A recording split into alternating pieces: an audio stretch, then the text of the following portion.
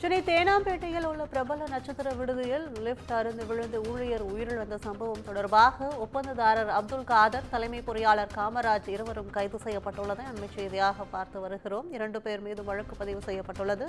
கூடுதல் விவரங்களை செய்தியாளர் சுப்பிரமணியன் வழங்க கேட்கலாம். வணக்கம் சுப்பிரமணியன், இச்சம்பவம் குறித்த கூடுதல் விவரங்கள் என்ன?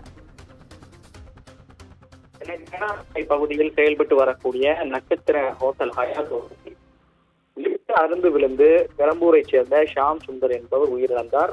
இந்த சம்பவம் தொடர்பாக தேனாம்பேட்டை போலீசார் விசாரணை மேற்கொண்டு வருகிறார்கள். ஷாம் சுந்தருடைய உடல் பிரேத பரிசோதனைக்காக ராயப்பேட்டை அரசு மருத்துவமனையில் வைக்கப்பட்டிருக்கிறது. இன்று உடல் பிரேத பரிசோதனை செய்யப்பட இருக்கிறது. அது மட்டுமல்லாமல் இந்த விபத்திற்கு காரணமாக இருந்த ஒப்பந்ததாரர் மற்றும் ஹோட்டல் மேனேஜ்மெண்ட் சீஃப் என்ஜினியர் ஆகிய 2 பேர் மீது தேனாம்பேட்டை போலீசார் வழக்கு பதிவு செய்திருக்கிறார்கள்.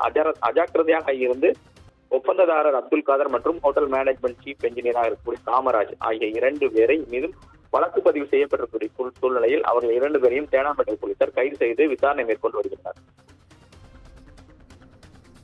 விவரங்களுக்கு நன்றி.